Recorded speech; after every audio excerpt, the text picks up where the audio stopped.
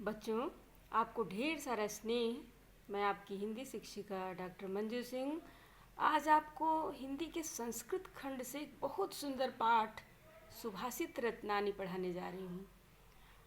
बच्चों, बहुत ही शिक्षाप्रद श्लोक हैं ये, जिन्हें आप मन से पढ़िएगा। पहले तो मैं आपको सुभाषित रत्नानी का मतलब समझा दूँ। सुभाषित मीन होता है सुंदर वचन रूपी रत्न।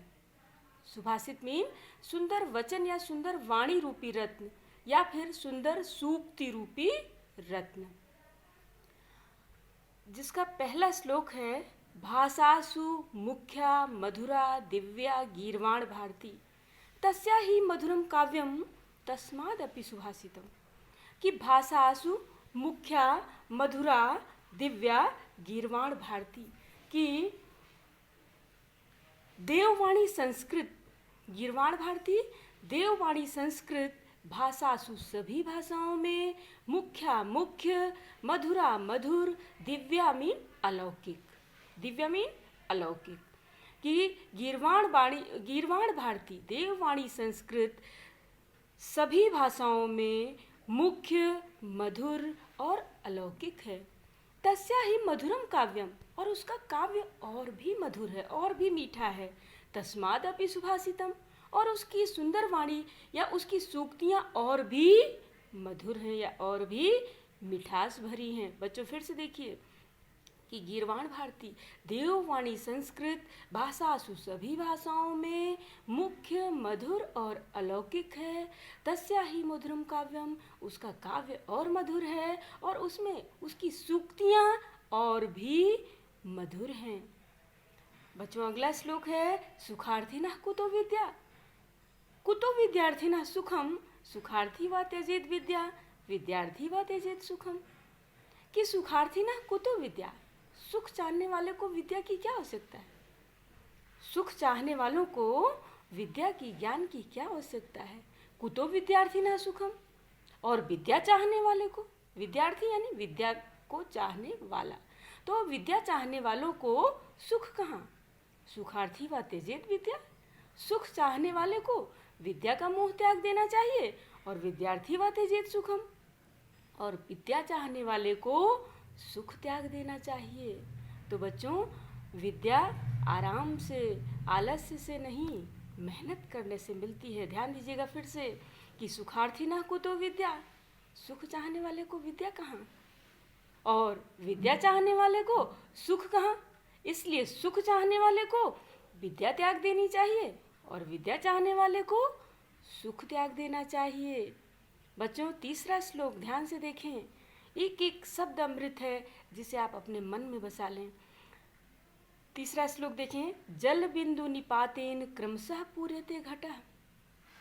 जल बिंदु निपातेन क्रमशः पूर्यते घटः स हेतु सर्व विद्यानां धर्मस्य च धनस्य च। कि जिस प्रकार जल की बूंदों के क्रमशः गिरते रहने से घड़ा भर जाता है, जिस तरह जल की बूंदों के क्रमशः गिरते रहने से घड़ा भर जाता है, उसी तरह से सभी प्रकार की विद्याओं, धर्म और धन का कारण भी वही है। निरंतरता, ध्यान दीजिएगा बच्चों, परिश्रम, लगातार परिश्रम से हमें विद्या, धर्म और धन सब कुछ प्राप्त होता है। और एक श्लोक और भी आपने पढ़ा होगा कि उद्योगिनः पुरुषः सिंहम उपैति लक्ष्मी, कि उद्योगी पुरुष के पास लक्ष्मी स्वयं आती हैं। तो ध्यान दें कि निरंतर उद्योग, निरंतर परिश्रम से ही हमें विद्या, धन या धर्म सब कुछ प्राप्त होता है। जिस प्रकार की एक एक बूंद करके ही क्रमशः घड़ा भरता है। आगे देखें बच्चों, काव्य शास्त्र विनोदेन कालो गच्छति धीमताम। पहला ध्यान तो आप बच्चों दीजिएगा कि श्लोक को खुलकर खोल कर पढ़िए और बार बार पढ़िए बिना संकोच के, तभी आप इसका अर्थ अच्छे से कर पाएंगे।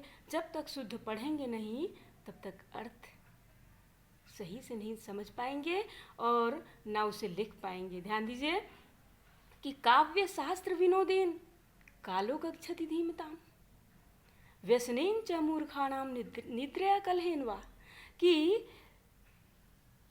जो विद्वान लोग होते हैं उनका समय काव्य और शास्त्रों के पठन पाठन में व्यतीत होता है। धीमताम यानी विद्वान, धीमताम मीन क्या होता है? विद्वान या सुधीजन। तो जो विद्वान लोग होते हैं, समझदार लोग होते हैं, उनका काल यानी समय काव्य और शास्त्रों के मनोरंजन और पठन पाठन में व्यतीत होता है। इसके विपरीत व्यसनेन च मूर्खाणाम निद्रया कलहेन वा, इसके विपरीत मूर्खों का समय बुरे शौक यानी बुरी आदतों और निद्रा या फिर लड़ाई झगड़े में व्यतीत होता है। अब आप समझें कि आपको क्या सही लग रहा है। कि फिर से देखिए बच्चों, कि जो विद्वान लोग होते हैं उनका समय काव्य और शास्त्रों के मनोरंजन और पठन पाठन में व्यतीत होता है। इसके विपरीत मूर्खों का समय बुरे शौक, बुरी आदतों, निद्रा या फिर लड़ाई झगड़े में व्यतीत होता है। बच्चों, अगला श्लोक आप याद भी करें और उसे आप अपने आचरण में भी उतारें, और क्योंकि आचरण में लाई हुई चीज़, आचरण में लाई हुई जो हमारी आदतें होती हैं वो जीवन भर हमारा साथ देती हैं। इसलिए आपकी शिक्षिका होने के नाते मैं आपसे यही कहना चाहती हूँ कि ऐसी चीज़ें हमारे लिए धरोहर हैं, अमृत हैं, विरासत हैं, इन्हें हमें अपने आचरण में बसा लेना चाहिए। न चौरहार्य, ध्यान दीजिएगा, न चौरहार्यम न च राजहार्यम न भ्रातभाज्यम न च भारकारी व्यये कृते वर्धते नित्यम विद्याधनम सर्वधनम प्रधानम। कि न चौरहार्यम न च राजहार्यम न भ्रातभाज्यम न च भारिकारी व्यये कृते वर्धते नित्यम विद्याधनम सर्वधनम प्रधानम।